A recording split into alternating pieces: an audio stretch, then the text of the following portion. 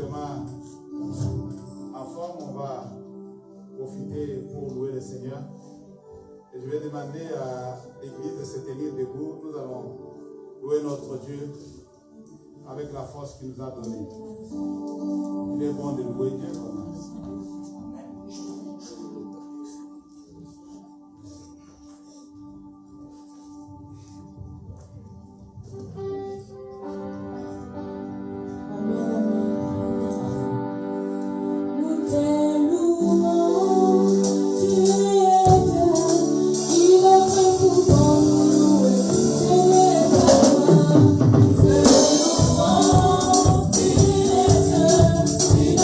Oh,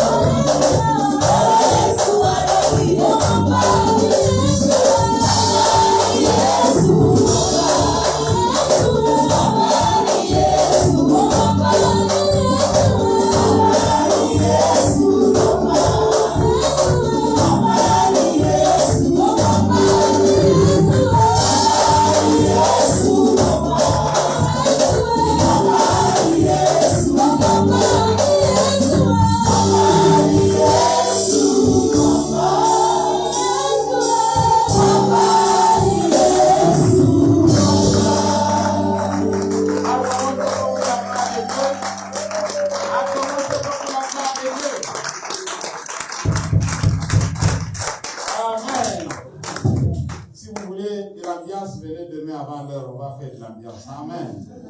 Que le Seigneur vous bénisse, vous pouvez vous asseoir. Soyez le bienvenu dans la maison de votre Père.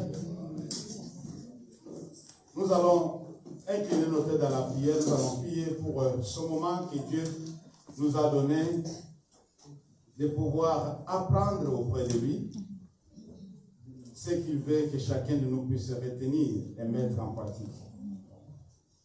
L'éternel notre Dieu et notre Père, nous bénissons ton nom pour ce moment favorable. Nous te rendons grâce puisque nous avons, c'est notre Dieu, prié. Nous avons intercédé pour que ce jour arrive. Aujourd'hui, ce jour est arrivé.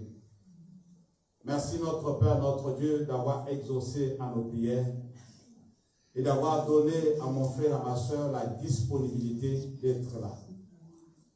Seigneur, dès que ton esprit qui a commencé avec nous depuis le début, puisse acheminer avec nous et terminer avec nous en paix. Seigneur, que chacun de nous qui s'est déplacé pour venir t'écouter, que cette personne réellement t'écoute. Que ma modeste personnalité s'efface et que toi, tu sois glorifié. Ben parler, c'est notre Dieu, à ce peuple et qui t'écoute, non seulement avec leurs oreilles, mais avec leur cœur. Que tout ce qui n'est pas de toi soit rendu nul et sans effet. Pendant ces 3 jours de séminaire, Seigneur, sois le maître. Nous refusons toute courage de penser, toute distraction au nom de Jésus. Que toutes sortes d'envoûtements de l'ennemi soient éloignés de nous au nom de Jésus. Que nous soyons libres d'écouter, nous soyons libres de jouir de ta présence. Sois loué, Seigneur, sois glorifié. Dans le nom de Jésus, nous avons ainsi prié et le Seigneur dit Amen. Amen. Amen. Bonsoir encore une fois. Amen. Que Dieu vous bénisse. Par sa grâce, nous allons commencer notre séminaire sur le thème que nous avons intitulé Le Dieu de victoire et de paix. Et vous allez constater que pendant ces 3 jours, nous allons parler de victoire et de paix puisque ça image de paix. Tu ne peux pas être victorieux et tu n'es pas en paix. C'est impossible. Lorsqu'on remporte une victoire, la victoire s'essuie de la paix. Alléluia. Même dans le monde, on dit, si tu veux la paix, prépare la guerre. Alléluia. Si tu veux la paix, prépare quoi? La guerre. C'est-à-dire, après avoir combattu, c'est alors que tu auras la paix. Ici, bien aimé dans le Seigneur, nous allons exploiter quelque chose que Dieu m'a mis à cœur au sujet de la victoire que toi et moi, nous avons ou nous attendons. De la victoire que Dieu nous a peut-être donnée, mais on n'a pas encore eu possession de cette victoire. On ne vit pas cette victoire. De la victoire que nous sommes en train de courir derrière et que l'Éternel a disposé l'issue favorable pour nous. Alléluia. Amen. Alors du coup, on va voir 2 aspects dans cet enseignement. Puisque lorsqu'on parle de la victoire, je vais donner la définition tout à l'heure, on s'entend à des choses. Quand tu vas avoir la victoire, ou quand tu t'attends à la victoire, il faut s'attendre aussi à la bataille ou à la guerre. Nous allons définir ça tout à l'heure. C'est lorsqu'on a combattu qu'on s'entend à la victoire. La victoire ne vient pas comme ça sans combattre. Tu ne peux pas remporter la victoire s'il n'y a pas eu combat ou bataille. Et du coup, dans ce que nous allons voir pendant ces 3 jours, il y a 2 points essentiels que vous devez retenir. Dans le combat, il faut savoir d'abord identifier l'ennemi. Ça, c'est le premier point. Deuxième point, il faut être renseigné. Il faut s'informer sur l'ennemi. Il y a 2 points essentiels si tu t'attends à pouvoir vivre la victoire ou tester le goût de la victoire. Si tu combats quelqu'un que tu ne connais pas, tu es voué à l'échec. Alléluia. Si tu combats avec quelqu'un que tu n'as pas des informations complètes sur la personne, tu risques de perdre tout ce que tu as. Puisque tu ne connais pas la personne. C'est pourquoi dans la stratégie militaire, on parle de service de renseignement. C'est-à-dire, on doit s'informer. Quel type d'ennemi nous avons à faire? Quelles sont les armes que l'ennemi a? Alléluia. Qu'est-ce que nous pouvons faire pour pouvoir remporter cette victoire? Quelles sont les stratégies? Ça fait des années, pour ne que prendre cet exemple-là, en RDC, ça fait des années qu'il y a la guerre à l'Est. Et chaque fois, cette guerre n'a jamais été emportée comme...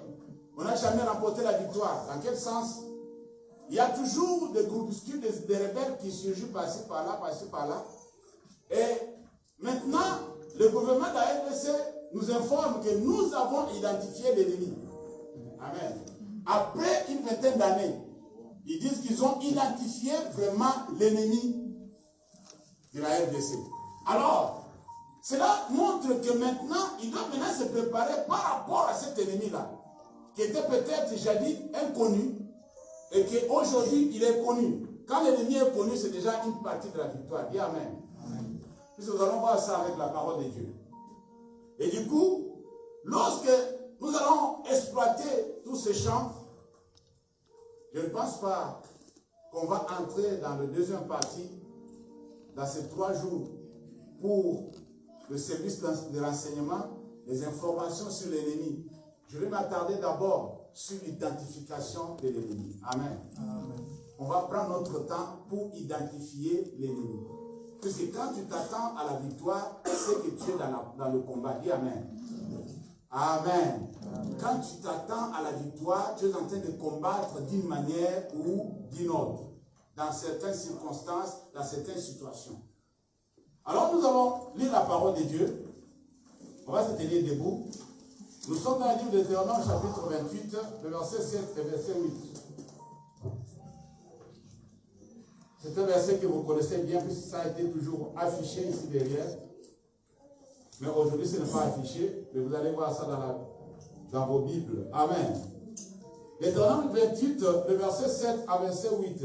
La Bible dit, l'Éternel te donnera la victoire sur tes ennemis qui se lèveront contre toi. Il sortira contre toi par un seul chemin et ils s'enfuiront devant toi par 7 chemins. L'Éternel ordonnera à la bénédiction d'être avec toi dans tes greniers et dans toutes tes entreprises.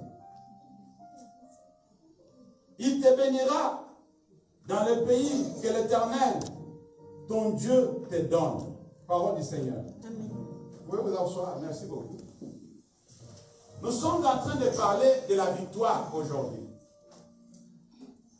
Aucune personne, moi aussi inclus, dans cette salle, ne peut dire que je n'ai pas un domaine bien déterminé où je suis en train d'attendre ou espérer la victoire, où je vais remporter, où je vais jouir. Alors, vous allez comprendre pourquoi chacun de nous s'attend à une victoire. Et à pouvoir vivre la paix dans ces domaines-là. Par définition, la victoire, c'est une issue favorable. Après avoir combattu, après la guerre ou après la bataille. Amen. Une issue favorable. Soulignez ce mot-là. Issue favorable. C'est-à-dire, après la bataille, je suis sorti victorieux. Amen. J'ai trouvé une issue favorable après cette bataille, après ce combat. C'est ce qu'on appelle communément le succès. Alléluia. La réussite, c'est ça la victoire.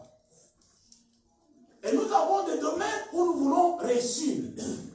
Nous avons des domaines où nous voulons avoir du succès. Nous voulons sortir victorieux. Nous voulons l'issue favorable dans certains domaines de notre vie. Là, c'est nous. Chacun de nous, cas par cas. Oui, c'est normal. Chacun de nous n'avons pas le même type de combat. Nous n'avons pas le même type de bataille. C'est que toi, tu es en train de lutter avec ton voisin peut-être a déjà l'idée où il n'est pas concerné. Alléluia. Amen, chrétien. Alors, il arrivait que chacun de nous veut que le pasteur parle de ce combat à lui. Alléluia. Est-ce que pourquoi tu ne peux pas parler de ce que moi je suis en train de vivre et me dire comment je peux sortir victorieux? Comment je peux avoir à la fin l'issue favorable dans ce combat que je suis en train de mener tous les jours? Parle de cela, pasteur. Alléluia. Vous savez, dans ce que nous venons de lire, par exemple, la bénédiction, c'est la victoire sur la pauvreté. Vous n'avez pas compris. Quelqu'un qui vit dans la pauvreté, lorsqu'il est béni, lorsque la personne vit dans la bénédiction, c'est comme une personne qui a remporté la victoire sur la pauvreté. Alléluia. La guérison, c'est une victoire sur la maladie. Alléluia. La délivrance, c'est une victoire sur la possession démoniaque, par exemple. Alors, il y en a beaucoup comme ça. Et chacun de nous veut que dans son domaine à lui, Dieu puisse l'aider à comprendre ou savoir comment sortir victorieux, comment trouver cette issue favorable. Mais nous oublions une chose. Dans ce combat, le Créateur, il a des domaines où lui aussi veut que nous puissions avoir la victoire. Nous avons des domaines où nous voulons avoir du succès, de la réussite. C'est bien pour la vie. Mais Dieu aussi a des domaines bien spécifiques. Et cela, généralement, est commun à tout un chacun de nous. Que Dieu veut nous voir victorieux, victorieuses. Dis Amen. Ce sont ces domaines-là que nous allons nous attarder pour comprendre d'abord. C'est ça la clé à la victoire. Tout ce que, puisque quand la Bible dit que non, cherchez premièrement le royaume et sa justice. Et toute autre chose vous sera donnée, c'est-à-dire, dans le royaume et sa justice, vous aurez des stratégies, vous allez vaincre spirituellement, et dans le physique, les choses vont commencer à arriver automatiquement. Est-ce qu'on se comprend là? Alors si tu n'as pas vaincu spirituellement, comme chez nous au village, je disais que non, si tu n'as pas vaincu la nuit, la journée tu seras dans des faits. Ça c'est entre les sorciers, c'est pas bon. Amen. Il fallait d'abord que la nuit, tu dois sortir victorieux la nuit. Alors la journée, on va voir seulement la victoire. On va vivre seulement les effets de la victoire qu'on a remporté la nuit. C'est pourquoi moi j'ai toujours dit que non, le monde spirituel est aussi réel, même plus réel que le monde physique. Alléluia. Je peux dire tout de suite là à Zoé, dis Zoé, je prophétise sur toi, je dis que toi tu auras dans ta vie 7 enfants. Zoé n'a pas encore l'âge. Est-ce que vous comprenez ce que je veux dire? Elle n'a pas encore l'âge ni de se marier, ni d'avoir des enfants. Est-ce que vous comprenez? Mais, si ce que j'ai dit vient de Dieu, Zoé a déjà 7 enfants dans son cargo. Non, vous n'avez pas compris. Zoé se promène toutes ces années-là avec 7 enfants déjà dans son cargo. Le jour où Dieu lui donnera l'opportunité, elle va faire voir au monde entier que non, j'avais 7 enfants. Mais elle a déjà ces enfants-là depuis que Dieu l'a dit. Amen. Alléluia. Voilà, il faut beaucoup comprendre comment ça fonctionne dans le spirituel. Dans le spirituel, c'est pourquoi la Bible dit que non, il est celui qui appelle à l'existence ce qui n'existe pas. C'est-à-dire, ce qui ne se voit pas, il appelle ça, ça commence à se faire voir. Alléluia. La foi, nous allons voir ça. C'est une démonstration. Tu démontres ce que tu n'as pas encore vu. Alléluia. Tu vis comme, mais tu ne l'es pas encore. Voilà ce que ça veut dire. Tu te comportes comme, mais tu n'es pas encore. Puisque moi, je crois que je serai telle ou telle autre personne. Dis Amen. Amen. Alors du coup, Dieu a aussi, de son côté, des choses et des domaines bien déterminés où nous devons avoir la victoire pour vivre mieux sur cette terre. Amen, les chrétiens. Pour les enfants de Dieu,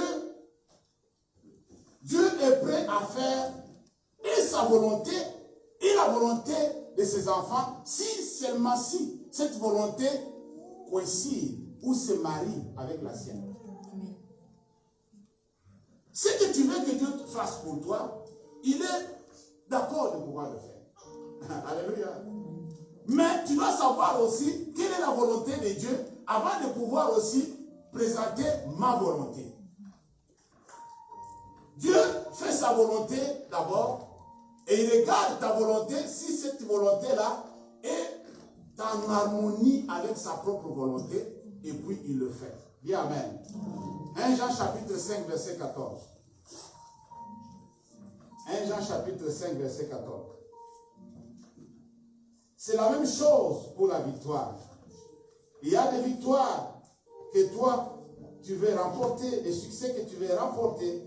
Et Dieu aussi a des domaines qui veut que toi, tu sortes victorieux, victorieuse. Le chapitre 5, le verset 14 dit ceci. C'est un verset que nous sommes familiers avec. Nous avons auprès de lui cette assurance. Écoutez bien. Que si nous demandons quelque chose selon sa volonté, il nous écoute. Nous avons auprès de lui, nous avons cette garantie-là. C'est-à-dire, moi, auprès de Dieu, dans son entreprise d'assurance, j'ai cette garantie-là. Que si moi je demande quelque chose selon sa volonté, il m'écoute. C'est pourquoi Jésus pouvait dire, Père, je sais que tu m'as toujours exaucé. Amen. Je sais que tu m'as toujours exaucé. Mais à cause d'eux, fais quelque chose. Alléluia. Puisqu'il faisait toujours la volonté de son Père. Alors il était capable de savoir que dans cette histoire, c'est moi qui sortirai victorieux. Puisque j'ai l'assurance que si je demande quelque chose selon sa volonté, il me le donne la chose. Il me donne la chose. La victoire que tu es en train de chercher, si cette victoire coïncide avec la volonté de Dieu, si Dieu est d'accord que tu sois libre dans ce domaine-là et que tu possèdes la chose que tu attends de lui, Dieu te l'accorde. Alléluia. Dieu te l'accorde. Sans discussion. Et si nous voyons aussi dans Matthieu chapitre 6, pour compléter cela, Matthieu chapitre 6, verset 9. Qu'est-ce qu'il dit? Voici donc comment vous devez prier. Notre Père qui est aux cieux, que ton nom soit quoi? Sanctifié. Que ton règne vienne, que ta volonté soit faite sur la terre comme au ciel. Alléluia. Avant de poursuivre, vous pouvez continuer avec le reste. Que ta volonté soit faite sur la terre comme au ciel. C'est-à-dire, ce qui prime pour Dieu, c'est d'abord sa volonté. Que tu le veuilles ou pas, ce qui prime pour Dieu, c'est sa volonté. La volonté de Dieu pour toi et pour moi est bonne. Je te garantis déjà. Ce que Dieu veut pour toi, c'est de bonnes choses. Il ne veut jamais de malheur à personne. C'est ce qu'il a dit à Jérémie. Vous vous souvenez, non? Alléluia. Le projet que moi j'ai pour toi, ce sont des projets de bonheur et non de malheur. Pour te donner un avenir meilleur et de l'espérance. C'est-à-dire, le plan que Dieu a pour nous, le plan qu'il a tracé pour toi et pour moi, c'est un bon plan. La volonté de Dieu pour toi et pour moi, c'est une bonne chose. On va voir ça ensemble. Vous savez, parfois, quand on fait la volonté de Dieu, on peut s'attirer des amis. On verra ça. On peut s'attirer des problèmes. Mais comment se comporter? Mais je voulais faire la volonté de Dieu. Mais voilà maintenant les conséquences. Oui, la volonté de Dieu n'est pas sans conséquences. Puisque ceux qui vivent avec toi ne sont pas dans la volonté de Dieu. Ne comprennent pas la volonté de Dieu. Amen, chrétien. Alléluia. Alors du coup, que ta volonté soit faite sur la terre comme au ciel. Puisque Jésus a fait un constat. Que sur la terre, la volonté de Dieu n'est pas faite comme cela est fait au ciel. Il voulait que la photocopie, l'image de ce que Dieu est en train de vivre là-bas, comment son règne est, comment sa volonté est respectée et adorée, que cela soit fait ici. Il a trouvé beaucoup de rebelles ici. Amen. Il a trouvé beaucoup de rebelles. Beaucoup de têtus. Beaucoup de personnes qui s'entêtent pour rien. Ils n'ont ni pouvoir, ni capacité de pouvoir s'en sauver de leur situation. Les gens qui s'endurcissent pour rien. Il dit, vraiment, vous allez faire quelque chose. Vous qui me suivez, priez. Quand vous priez, dites que ta volonté soit faite sur la terre comme au ciel. Si la volonté de Dieu est faite ici sur la terre comme au ciel, les choses vont bien aller. La victoire est assurée. Alléluia. Si la volonté de Dieu n'a pas été faite, alors on va tourner autour. On va tourner en rond. On va toujours continuer dans la malédiction. On va toujours continuer dans des problèmes, dans des maladies. On va toujours continuer dans l'échec. On va toujours continuer dans la pauvreté. On va toujours être marginalisé puisque la volonté de Dieu n'est pas faite. Mais quand cette volonté est faite, bien aimé dans le Seigneur, c'est là qu'on sort de cette malédiction. C'est pourquoi lui-même il a dit, nous allons voir ça ensemble, que vous allez connaître la vérité et la vérité va vous faire sortir de la situation où vous êtes. C'est-à-dire que vous allez rapporter la victoire sur l'ennemi. Alléluia. Il dit bien, tu auras la victoire sur tes ennemis. Il viendra par un seul chemin, mais ils vont fuir. C'est qu'il y a quelque chose en toi qui va les faire fuir. Dis Amen. Il y a quelque chose que tu as qui va faire fuir l'ennemi. C'est-à-dire, comment toi tu es armé? J'aime les choses, j'aime la façon où l'homme de Dieu, Élisée, avait expliqué les choses à son serviteur. Que l'Éternel ouvre les yeux pour voir ceux qui sont avec nous. Puisque la capacité de frappe que toi tu as n'est pas comparable à la capacité de frappe de l'ennemi. C'est pourquoi j'ai dit que non, chaque fois que vous le rencontrez n'importe quel point, chassez-le. Donc vous n'avez pas compris. Amen. Alléluia. Chaque fois que vous le rencontrez, on va parler de ça. Il faut les chasser. Il faut les chasser. Pourquoi? Puisque moi, je vous ai donné le pouvoir. Dites, j'ai le pouvoir. Voilà. Je vous ai donné des armes. L'apôtre Paul dit que non, les armes avec lesquelles nos combattants ne sont pas charnels. Alors, ces armes sont puissantes. J'aime cette phrase-là. Pour renverser. Quand on parle de la puissance dans l'armement, c'est que la force de frappe est supérieure. Bien. Alléluia. Aujourd'hui, le Christ est en train de plaider. Donnez-moi aussi quelque chose de peu supérieur pour faire face à Vladimir. Est-ce que vous comprenez? Parce que dans ce rapport-là, il faut avoir la force un peu plus supérieure pour pouvoir frapper et s'attendre à la victoire. Alors du coup, il faut connaître la volonté de Dieu bien-aimé. Et cette volonté, comme cela est dit dans Colossiens chapitre 1er verset 9, comment dire ça? Comme je vous avais dit, nous sommes à l'étape d'abord, nous allons insister sur l'étape de l'identification. Mais nous allons frôler un peu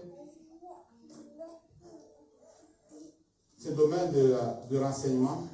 Colossiens chapitre 1er, de verset 9 à 10.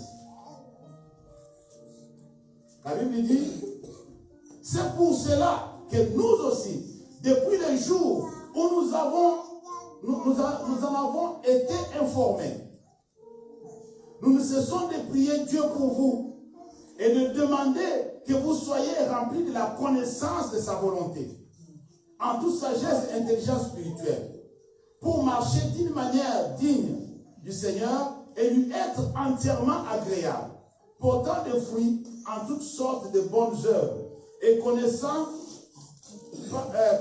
plutôt par la connaissance de Dieu. Amen. Alléluia. Cette prière, c'est une prière que Dieu doit exaucer. Puisque d'abord, nous allons voir ça dans Genèse. Si tu n'as pas la connaissance de l'ennemi, tu auras beaucoup d'ennemis. C'est pourquoi dans Deutéronome on dit que non, les ennemis viendront. Amen. Ce n'est pas qu'ils vont venir le même jour. Non, ils vont venir chacun à son tour. Puisque les ennemis ne viennent pas tous ensemble. Non. Tu as vécu de l'autre côté, tu vas de l'autre côté, oh là là. Moi je vois que c'était déjà fini. Amen. Je sais pourquoi moi là est en train de rigoler. Il sait pourquoi il rigole. Moi aussi j'ai compris pourquoi il rigole. Amen. Alors, du coup, il y a une situation qui se passe. L'apôtre dit que non, quand nous avons appris, nous avons entendu parler de votre foi, de ce que vous êtes dans le Seigneur, nous cessons de prier pour vous, pour que vous soyez remplis de la connaissance. Alléluia. De la connaissance d'abord de Dieu.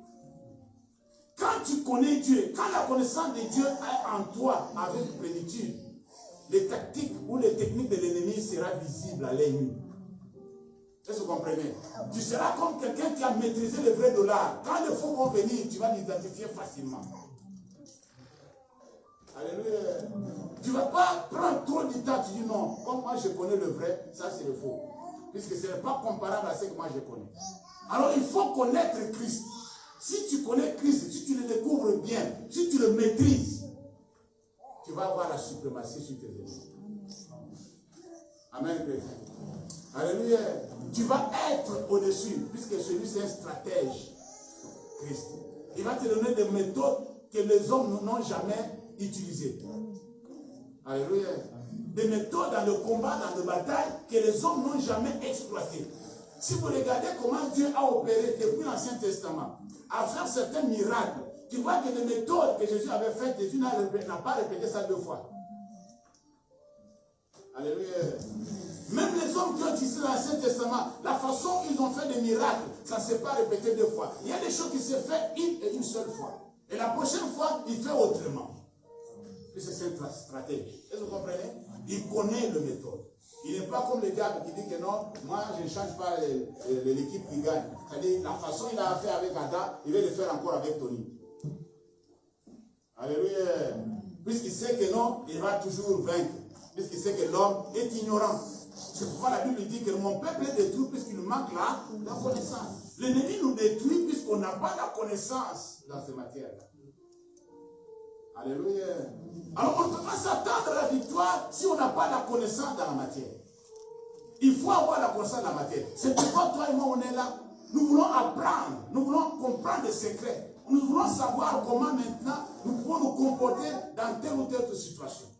Quand je fais face à telle chose, comment je peux réagir? Comment je peux me comporter par rapport à ça? Comment je peux me comporter pour avoir là derrière une victoire? Je suis tombé dans une situation où je ne m'attendais pas. Cela est tombé comme ça, tout d'un coup, dans ma famille. Et je suis devant une situation que je vois que non, là, ça me dépasse. Alléluia. Amen, chrétien.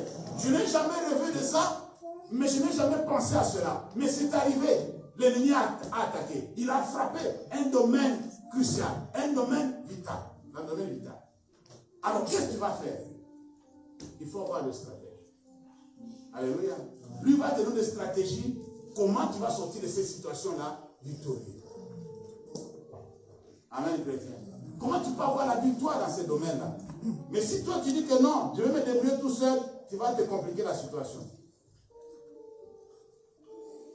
Alors, pour compléter ce verset, lisons aussi Romains chapitre 12, que vous connaissez.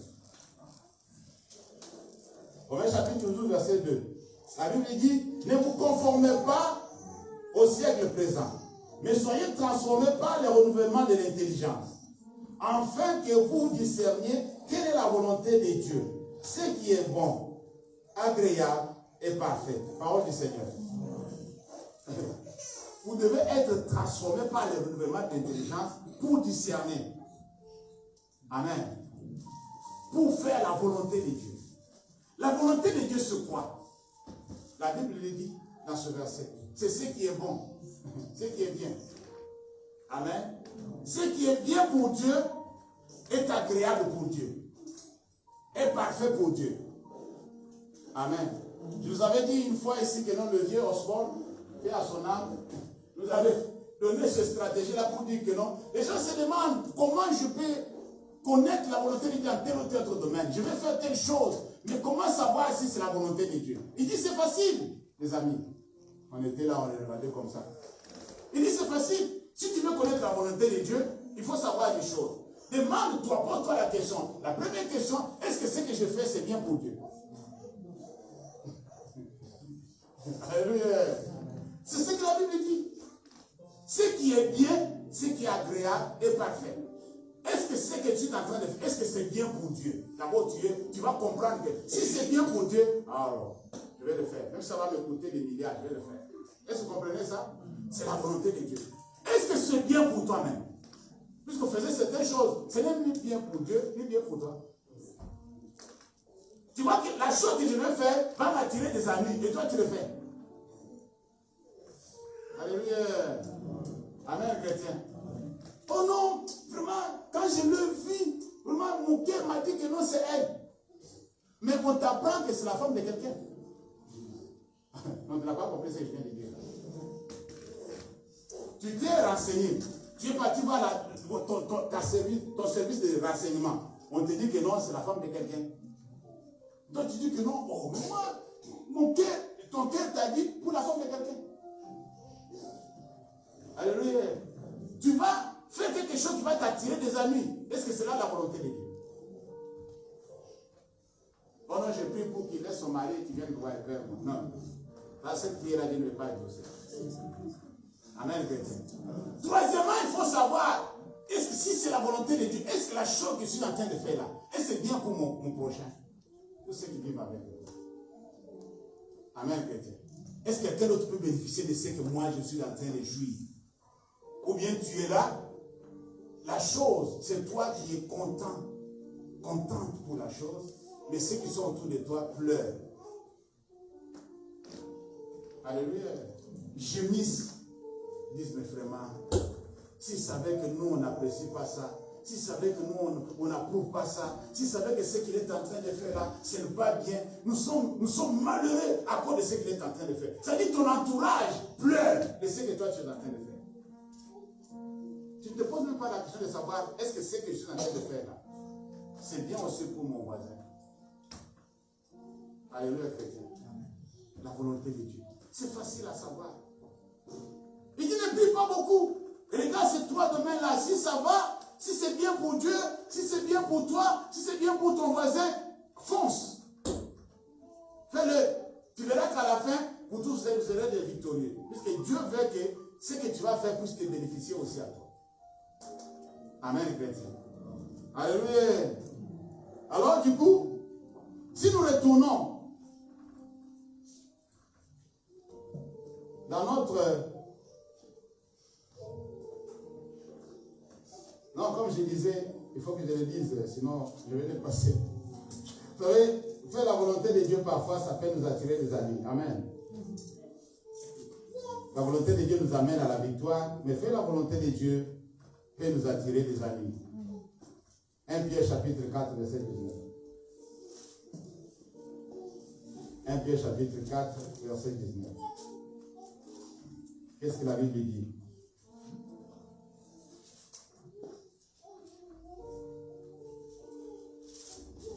La Bible dit, dans 1 Pierre chapitre 4, verset 19, ainsi que ceux qui souffrent selon la volonté de Dieu remettent leur sort, leur âme plutôt au fidèle Créateur, en faisant ce qui est bien. Soulignez ça. Lisons aussi, notez ça, mets ça de côté, lis aussi 1 Pierre chapitre 2, verset 15. Il faut compléter ça. 1 Pierre chapitre 2, verset 15. Vous allez voir que ça va compléter ce que nous venons de dire. Verset 15 dit, car c'est la volonté de Dieu qu'en pratiquant le bien, vous réduisiez au silence les hommes ignorants et insensés. Parole du Seigneur. Amen. Lorsque tu vis l'injustice, puisque tu fais la volonté de Dieu, et que tu t'attires des amis, des problèmes, et tu commences à souffrir, puisque tu veux obéir à la volonté de Dieu, ne change pas ta position. La Bible dit, lorsque l'esprit de celui qui domine s'élève contre toi, ne quitte pas ta place. Alléluia. Ne quitte pas ta place, ne quitte pas ta position, ne change pas d'attitude. Puisque lorsque nous sommes persécutés, nous passons des moments difficiles, puisque nous voulons faire la volonté de Dieu, nous avons tendance à répondre par le mal. Alléluia. Mais il dit, toi, tu dois continuer à faire le bien. C'est pas facile, mais tu dois continuer à faire quoi? Le bien. Malgré qu'on t'envoie le mal en face, mais toi, tu vas répondre par le bien. Et lorsque tu es en train de faire la volonté de Dieu, en faisant le bien à ceux qui te font le mal, tu es en train de confondre les ignorants. Alléluia. Et c'est là où vous allez comprendre pourquoi, quand ils viendront par un seul chemin, ils vont retourner par plusieurs chemins. Les barbares vont changer de langage. On croyait que... Mais c'est toi qui croyais. Est-ce que c'était la volonté de Dieu? Alléluia. C'est toi qui croyais. Ce n'était pas la volonté de Dieu. Alors du coup, bien aimé dans le Seigneur, lorsqu'il y a des problèmes de persécution par rapport à cela, alors ne quitte pas ta position. Retournons dans notre texte de Deutéronome chapitre 28. Et vous allez comprendre quelque chose d'extraordinaire. Ce que nous avons lu à partir du verset 7 et verset 8, c'est la suite de quelque chose. Amen. Tu auras la victoire sur tes ennemis. Mais pour avoir cette victoire, Dieu a posé des conditions. Amen. Ce n'est pas une victoire comme ça, qui vient comme ça, non. Il y a des conditions à remplir. Retournons maintenant, Deutéronome chapitre 28, lisons au moins juste le verset 1er. Si tu obéis à la voix de l'Éternel ton Dieu, en observant et en mettant en pratique tous ces commandements que je te prescris aujourd'hui, l'Éternel ton Dieu te donnera la supériorité sur toutes les nations de la terre. Voici les bénédictions qui... La suite, vous connaissez. C'est alors que nous sommes arrivés maintenant au verset 7 et 8 qu'on a cité ces choses. Le problème maintenant, c'est pourquoi je dis qu'on va rester dans l'identification de l'ennemi qui s'oppose à nous, qui nous empêche à aller vers notre victoire. Si nous obéissons, alléluia, si au moins tu obéis aux ordres, aux commandements, à la parole de Dieu qui t'est prescrit, la parole que tu as toujours écoutée, si au moins tu obéis à cette parole, alors tu auras la victoire. Mais si toi tu désobéis à la parole de Dieu, ne t'attends pas à la victoire. C'est clair, non? Est-ce qu'on est clair là? Alléluia. Dieu a mis des conditions. Oui, tu plais. Dans ce domaine-là, je ne parle pas de victoire. Je veux la victoire avant la fin de l'année. C'est bien, mais il y a une condition. Si du moins tu obéis à la voix de l'Éternel ton Dieu, à la parole qui t'est prêchée, à ce que Dieu te demande de faire, tout ce que Dieu te demande de faire, est-ce que tu le fais? Pour que Dieu fasse aussi quelque chose pour toi. Amen, chrétien. Si tu veux avoir la victoire toi-même, gloire à Dieu. Mais si tu veux l'avoir avec Dieu, il y a des conditions à remplir. Dis les conditions à remplir. Ouais. Il y a des conditions à remplir. Et le problème, c'est quoi? Nous sommes dans le chèque puisqu'il y a eu la désobéissance. Le chèque est présent devant nous puisqu'il y a la désobéissance. On n'a pas obéi. Lorsqu'on obéit à la voix de l'Éternel notre Dieu, la victoire nous accompagne. Le bonheur et la grâce nous accompagnent. Mais lorsqu'on désobéit, le même chapitre là, descendez un peu plus loin. Vous allez voir le malheur qui va s'acharner sur vous. Est-ce que vous comprenez ça? C'est la Bible qui dit ça. Et cette désobéissance a été déjà introduite dans le monde depuis le jardin d'Éden. Nous allons maintenant au commencement de tout commencement. Pour voir ce qui s'est passé. Là, vous allez comprendre que dans le spirituel, quelque chose s'est passé. Alléluia. Quelque chose s'est passé. L'échec que nous avons. Peut-être, toi, tu crois que non. Moi, je suis en train de vivre l'échec. Je rapporte aucune victoire. Je ne réussis à aucun. Je ne sais pas, tous les domaines de ma vie. Je n'ai pas la possibilité de pouvoir sortir victorieux. Je n'ai pas de la réussite. Mais peut-être ça n'a pas commencé chez toi. Ça a commencé très loin. Amen.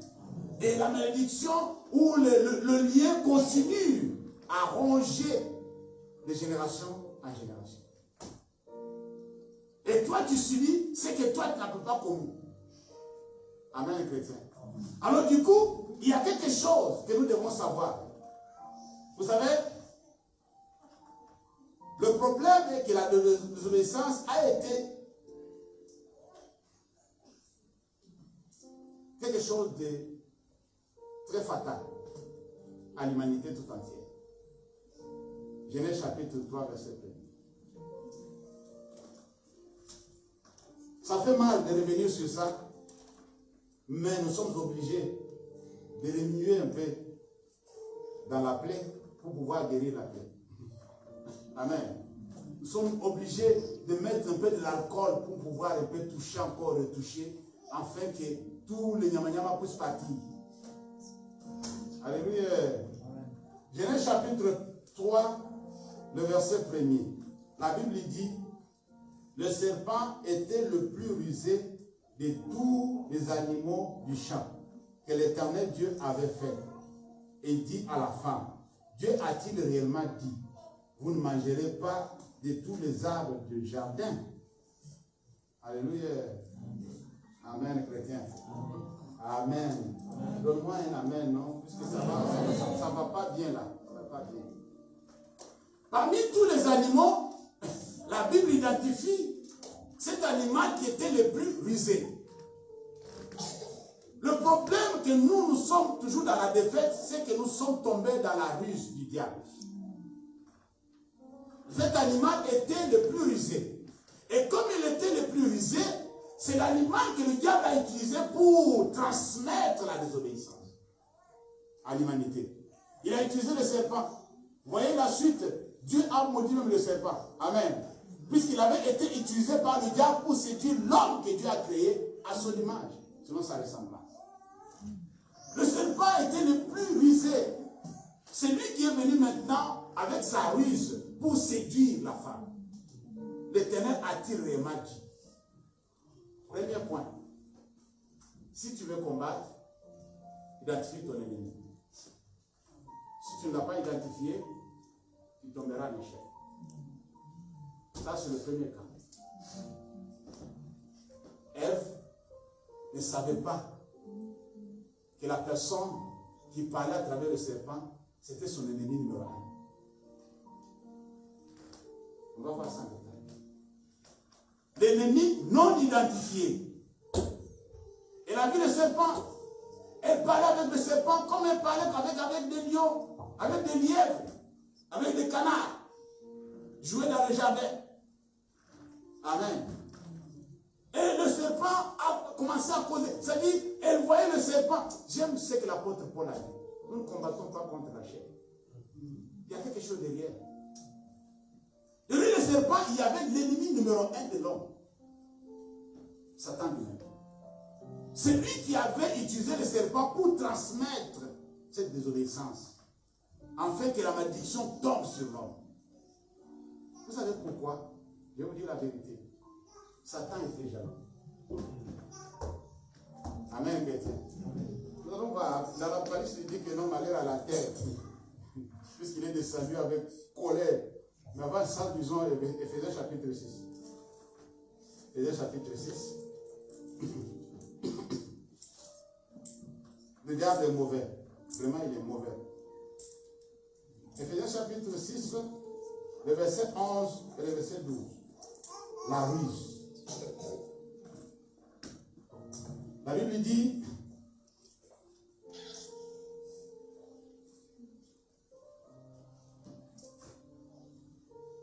verset 10, au reste, fortifiez-vous dans le Seigneur et par sa force toute puissante, revêtez-vous de toutes les armes de Dieu, afin de pouvoir tenir ferme contre les ruses du diable.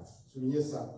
Car nous n'avons pas à lutter contre la chair et le sang, mais contre les dominations, contre les autorités, contre les princes de ce monde de ténèbres, contre les esprits méchants dans les lieux célestes. Parole du Seigneur. Revêtez-vous des armes. Amen. Soyez équipés. Vous connaissez les armes qui sont citées. On ne va pas parler de ça aujourd'hui. Soyez équipés, puisque vous pouvez, avec ces armes-là, vous pouvez résister aux ruses. C'est-à-dire, les ruses du diable ont été transmises par la parole. C'est ça, non? C'est la même méthode qu'il a utilisée avec Jésus dans Matthieu chapitre 4. Il est venu avec la parole. C'est-à-dire, si toi tu as la connaissance de la parole, comme Jésus l'avait, tu vas résister aux ruses. Vous comprenez maintenant? Alors la connaissance, c'est pourquoi l'apôtre dit que non, moi je prie. 1 Corinthiens, Colossiens chapitre 1. Moi je prie que vous soyez remplis de la connaissance de Dieu. Quand tu es rempli de la connaissance de Dieu, le risque du diable ne vont pas tenir. Ils peuvent venir par un chemin, ils vont fuir par ce chemin. Tu vas les regarder comme ça, tu dis que non, arrière de moi Satan. Amen. Loin de moi. Pas le pouvoir, l'autorité que tu as. Surtout s'il comprend que tu l'as découvert, qu'il est en train d'opérer comme ça. Ah, il va dire, ah, il faut que j'arrête. Amen. Il a compris. Il a compris. Dans le combat, c'est comme ça. Dans nos batailles, c'est comme ça. Dans la guerre, c'est comme ça. Quand l'ennemi a compris le méthode que tu utilises, il faut changer de méthode. Tu arrêtes. Sinon, il va t'avoir. Si tu comprends que tu as découvert que celui qui est en train de faire, qui est derrière cette histoire, cette situation dans la famille, cette situation dans ta vie, s'il comprend que non, toi, tu as la connaissance de la chose, il te reste tranquille. C'est ce qu'il a fait avec Jésus. Amen. Quand il a essayé à transmettre ses ruses, à transmettre cette mauvaise sémence, et Christ l'a résisté avec la parole, cette arme puissante, la parole de Dieu. Alléluia. Que tu ne peux pas laisser et se promener sans la parole. Que la parole soit vraiment en toi. Je ne parle pas de te promener avec le téléphone, avec la parole dedans. Non, j'ai dit la parole, toi là, la parole faite chair. C'est-à-dire toi-même là, la parole est dedans. C'est-à-dire, si aujourd'hui on t'envoie en prison, tu peux commencer à fermer les yeux comme ça, lire la parole dans ta tête. Parce que tu n'as pas la Bible avec toi. Amen. Tu n'as pas de téléphone. Alors comment tu vas méditer des versets si tu n'avais pas ça ici? Il faut que la parole soit faite chair en toi. Cette parole de Dieu est puissante. La Bible dit que c'est une épée à double. C'est très puissant. Alors du coup, dans Ephésiens, on nous fait voir que non, cette ruse de l'ennemi non identifiée a amené dans le monde la désobéissance. Amen. Donc le premier ennemi de l'homme, c'est le diable, qui est déguisé en serpent pour séduire l'homme créé à l'image de Dieu. Alléluia. Amen, chrétien. Alors nous allons prendre le premier point de notre enseignement, la victoire contre le diable. Nous allons le développer demain. La victoire contre qui? Le diable. Nous allons développer ça demain, mais vous devez déjà le noter. Ça, c'est le premier point de notre enseignement. Et béni Dieu que nous l'avons attaqué aujourd'hui. La victoire contre le diable. Nous allons lire la parole de Dieu. Je vais expliquer un peu et demain on va continuer avec ce point-là. Genèse chapitre 1er, le verset 26 à verset 28. Genèse chapitre 1er, le premier ennemi de l'homme, c'est le diable en personne. C'est lui qui empêche tes victoires. Dis, c'est lui qui empêche ma victoire. On dit ça avec conviction. Hein. Nous l'avons identifié. Le verset 26 dit ceci. Dieu vit que cela était bon. Puis Dieu dit, faisons l'homme à notre image, selon notre ressemblance, et qui domine sur le poisson de la mer, sur les oiseaux du ciel, sur le bétail, sur toute la terre, et sur tous les reptiles qui rampent sur la terre. Dieu créa l'homme à son image, il les créa à l'image de Dieu, il créa l'homme et la femme. Dieu le bénit. C'est là où le combat a commencé. Et Dieu leur dit, soyez féconds et multipliez, remplissez la terre. Vous pouvez continuer avec la suite. Amen, chrétien. Le problème de l'homme a commencé là. Souvenez-vous de la phrase que le diable a dite dans la bouche du serpent. Dieu a-t-il réellement dit? Alléluia. Par cette phrase-là, la femme a dit oui. Effectivement, Dieu a dit que si nous faisons ça, ceci va arriver. Il dit non! Dieu savait que si vous allez manger de cet arbre-là, vous serez comme lui. Cette phrase-là m'a bouleversé. Vous serez comme lui. Revenons maintenant en arrière. La raison pour laquelle le diable a été chassé, c'est pourquoi? Il voulait la place du Très-Haut. Il voulait être la place de Dieu. Amen. Cette convoitise-là, c'est ce qu'il a amené pour séduire l'homme avec. C'est la convoitise qui a amené le péché dans le monde. Le diable n'était pas content, il était jaloux. C'est un gars très jaloux. L'homme à la culotte rouge. Il est très jaloux de l'homme. Voyant que l'homme est créé à l'image de Dieu. D'abord, ça, l'homme ne pouvait pas envier autre chose que ça. Juste être créé à l'image, à la ressemblance de Dieu, Dieu t'a donné la place la plus supérieure que tu ne pouvais pas désirer. Amen, chrétien. Et le diable vient séduire l'homme pour dire que non, vous allez devenir comme lui. Mais je suis déjà comme lui. Non, mais on ne se comprend pas là. On est où là? On est où? On est où? Est-ce qu'on comprend bien le français? Même en anglais, c'est la même chose. You will be like God. I'm already as a God. Amen, les chrétiens. Je suis déjà créé à l'image et à la ressemblance de Dieu. Si tu me vois, tu vois Dieu. Jésus a dit ça 20 fois. Mais pourquoi vous me posez la question? Celui qui m'a vu a vu le Père. Oh, non. Amen. Celui qui m'a vu a vu le Père. Mais le diable, pour détourner l'attention de l'homme, il dit non, tu vas devenir comme lui. Si tu manges ça, tu vas devenir comme lui. Et l'homme aussi, ignorant qu'il était, ne savait pas qu'il était déjà comme Dieu. Oh non, il ne savait pas qu'il était déjà Dieu. Jésus a dit que la Bible ne dit pas que vous êtes des dieux. Alléluia. On l'a trompé par la chose que lui-même avait déjà.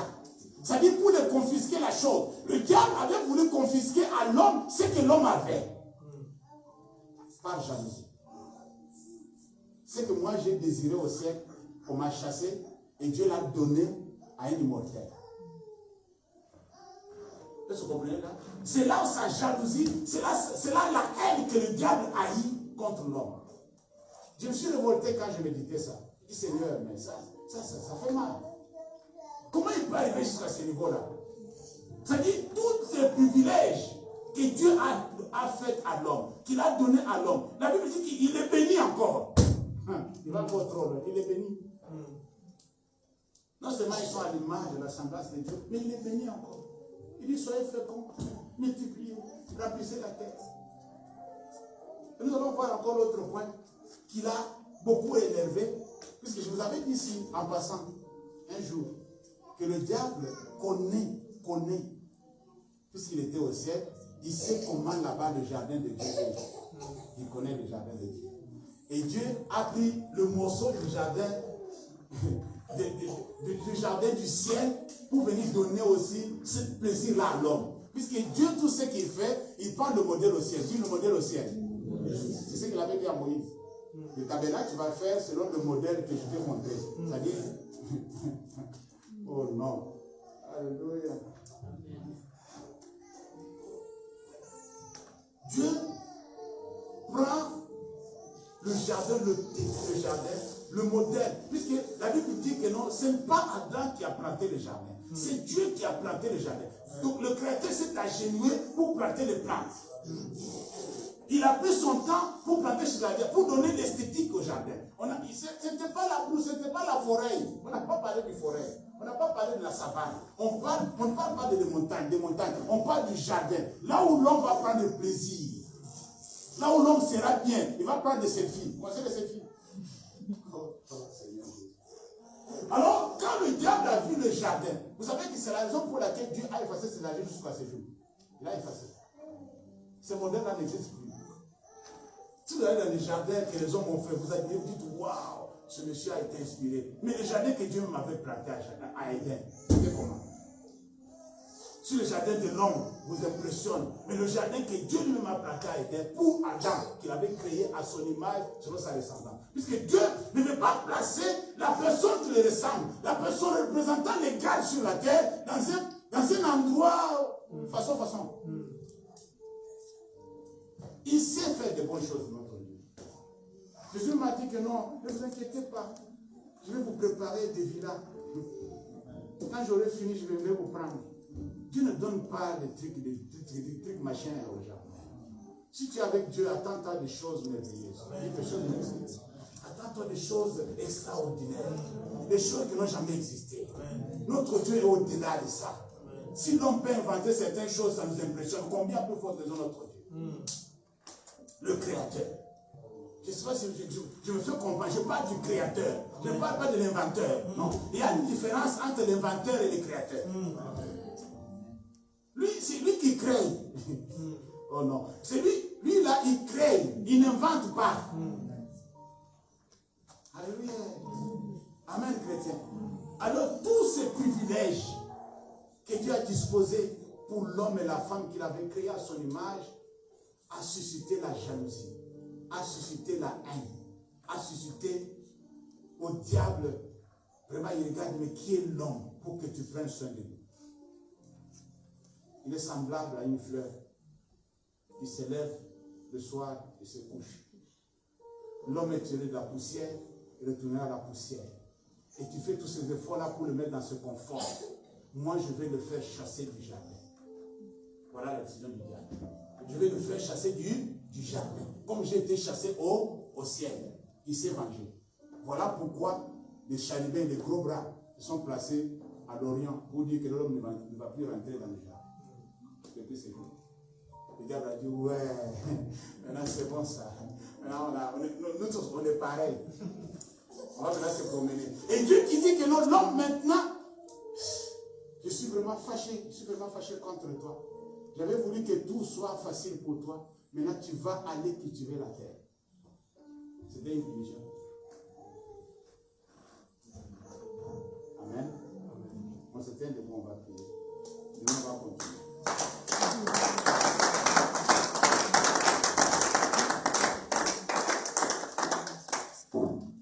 Mets-toi debout, bien-aimé. Ma prière ce soir est que l'Éternel t'ouvre les yeux, que tu identifies les ennemis de ta vie. Si tu les as identifiés, tu sauras comment les combattre. Si tu es ignorant, tu seras séduit, tu seras vraiment emporté comme Ève. Ève ne savait pas que c'est le diable qui était derrière le serpent. Elle n'avait pas identifié l'ennemi numéro 1 de sa vie. Pour avoir la victoire, bien-aimé, dans n'importe quel domaine, identifie d'abord les ennemis qui t'imposent la bataille ou qui t'imposent la guerre. Oui, si tu veux remporter la victoire, attends-toi à la guerre. Attends-toi à la bataille. Attends-toi à la lutte. Tu dois lutter pour ça. C'est comme ça que les choses ont été faites. Depuis le jardin d'Éden, l'homme devrait se battre. Et quand il va se battre, les ennemis vont s'élever. Demain, on va continuer sur ce point-là. C'est pas pour rien. Tu promets le regard inquiet. C'est pas pour rien. Tu plais. C'est pas pour rien. Tu cherches la victoire dans ce domaine-là depuis des années. Quelque chose s'est passé, bien-aimé, dans le Seigneur. Peut-être tu n'as pas identifié lorsque l'ennemi a fait l'incursion dans ta famille. Lorsqu'il est rentré dans ta famille pour détruire la famille, tu n'as pas été informé. Tu n'étais pas au courant. Tu es en train de combattre avec quelqu'un que tu n'as pas identifié. Tu n'avais pas été à la hauteur. Tu n'étais pas bien renseigné. Mais l'Éternel veut, quelles que soient les conditions, que la victoire te soit donnée. Que tu sors dans ces combats victorieux, victorieuse. Dieu veut que toi, tu sois la tête et non la queue. La volonté de Dieu, c'est pour ton bien. Dieu te veut du bien. Il ne te veut pas du mal. Il te veut du bien. Dieu veut ta réussite. Je vais te rassurer ce soir. Dieu veut tes succès. Quelle que soit la longueur de la nuit, le jour finira par apparaître. Bien-aimé dans le Seigneur, ne te décourage pas. Toi qui es venu écouter ces choses, ne te décourage pas. Prie Dieu. Dis Seigneur, ouvre-moi les yeux. Ouvre-moi les yeux. Je vais identifier celui qui est derrière ma situation. Je vais l'identifier non pour les tuer, mais pour les combattre. puisque je vais me mesurer à lui. Je vais me mesurer à elle. Je vais vraiment me tenir. Je sais que toi qui es à moi, tu es plus fort que celui qui est dans ce monde. Toi qui es à moi, tu es le Tout-Puissant. Je combats avec celui qui a toujours vaincu. Je combats dans la victoire. Élève ta voix, commence à prier. Prie pour toi-même, bien-aimé. Ce séminaire a été fait pour toi et pour moi.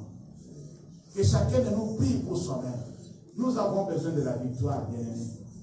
On n'est pas appelé à continuer à avoir des échecs.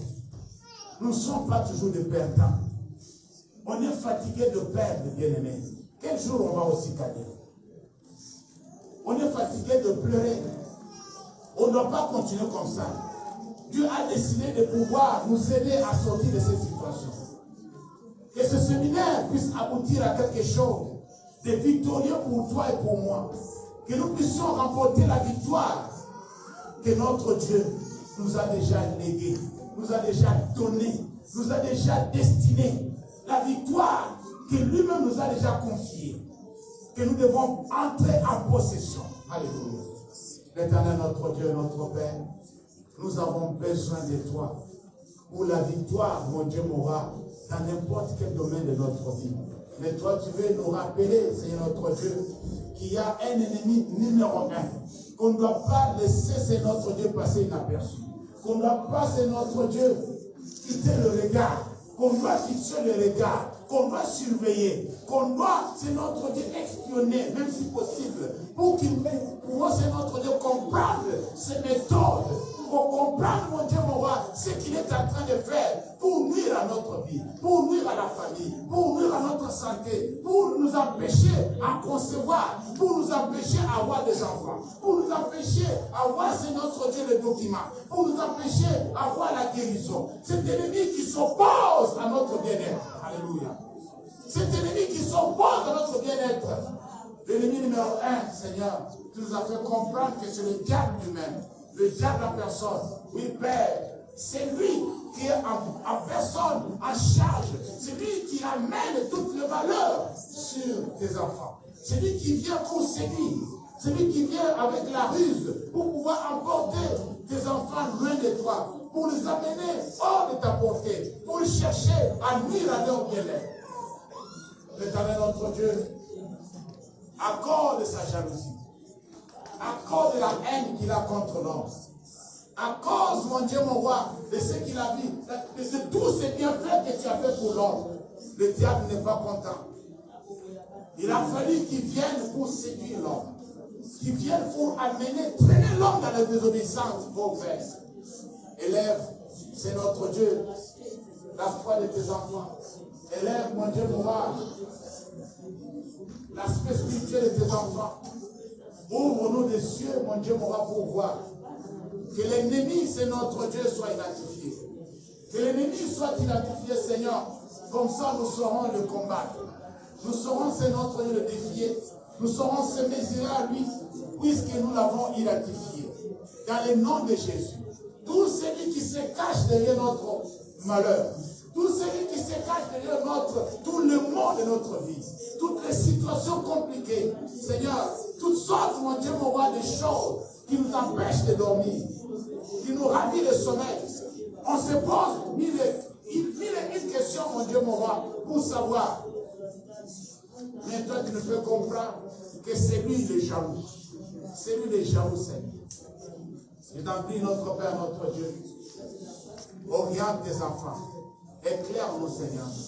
Dirige-nous, notre Père, notre Dieu, à pouvoir, c'est notre Dieu, se mesurer à cet ennemi que toi tu as déjà défié, qui n'a plus la force, mon Dieu, mon roi, et que nous puissions aussi, nous pouvons chasser, c'est notre Dieu, éloigné de notre vie. Que nous pouvons, c'est notre Dieu, résister et qui s'éloigne de nous. Dans le nom de Jésus. Oh, sois béni notre Père, notre Dieu. Dans le nom puissant de Jésus. Garde silence, je vais prier pour toi. Éternel, notre Dieu et notre Père, je recommande tes enfants entre tes mains. Que cette parole, c'est notre Dieu, révoltante, mon sauveur, mon roi, puisse encore une fois nous mettre la puce à l'oreille. puisse encore une fois nous réveiller spirituellement. Que celui qui dormait ne dort plus. Qu'on veille, comme la Bible dit, et qu'on prie. Et qu'on attaque dans le domaine spirituel pour remporter notre victoire. Seigneur, que chacun de nous puisse se tenir sur ce pas et compter sur ton appui pour pouvoir remporter cette victoire. Notre Père, notre Dieu, daigne faire grâce à mon frère, à ma soeur, ce soir, de voir les choses comme toi tu le vois. Oui, Seigneur. Oui, que tes yeux nous soient donnés. Nous voulons avoir tes yeux. Prends nos yeux et donne-nous tes yeux. Nous voulons voir les choses comme toi tu le vois. Oui, ce que nous voyons, ce n'est pas vraiment ce qui est. C'est pourquoi toi tu dis que tu ne te fies pas, à l'apparence. Seigneur notre Dieu, donne-nous cette capacité-là. Donne-nous ce moyen-là. Donne-nous ces stratégies afin de pouvoir défier l'ennemi de notre vie et remporter la victoire et demeurer dans la paix avec toi, avec nous-mêmes, avec ceux qui nous entourent. Dans le nom de Jésus. Père éternel, je prie pour nos bien-aimés qui n'ont pas eu le temps de venir ce soir. Que demain tu leur donnes l'occasion d'être là et d'être bénis au nom de Jésus. Nous avons ainsi prié. Amen. Amen.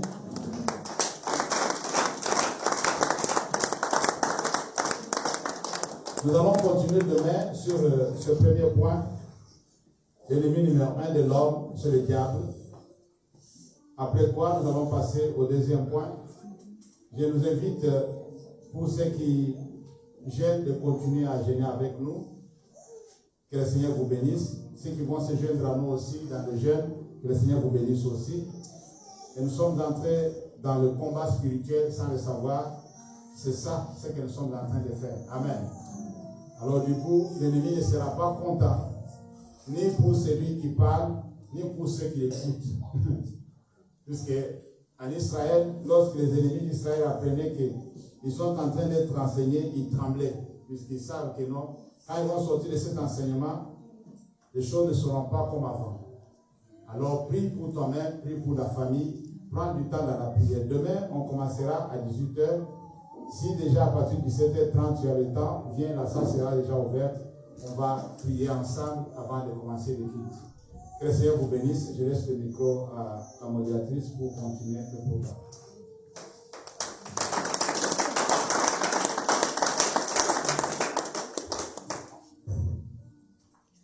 Amen, amen.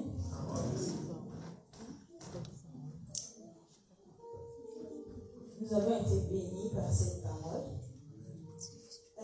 Je voulais juste lire un passage. Ne vous inquiétez pas, je ne vais pas faire des commentaires. Juste lire. Parce qu'il y en a beaucoup qui se plaignent. Un peu matin, il y a pas de non, moi je ne vais pas beaucoup parler. Car l'Éternel, je vais lire dans Deutéronome 23, les versets 14. La Bible dit, car l'Éternel ton Dieu marche au milieu de ton camp pour te protéger et pour livrer tes ennemis devant toi. Ton camp devra donc être saint, afin que l'Éternel ne voie chez toi ni rien d'impur et qu'il ne se détourne point de toi. Amen. J'aimerais juste nous interpeller, nous dire que pendant ces temps de séminaire et pour toute ta vie, veille à ton camp. Veille nuit et jour à ton camp. C'est aussi la clé de la victoire. Parce que quand l'Éternel se détourne de toi, tu n'as pas de victoire. La Bible dit, si Dieu est pour nous, qui sera contre nous? Amen, amen. Nous sommes arrivés à la fin de notre culte. Nous allons dire, nous allons nous lever s'il vous plaît. Et j'aimerais vous dire, il y a notre panier qui est juste là. À la fin, que toute personne qui a apporté ses offrandes, qui passe et qui mette son offrande dans le panier.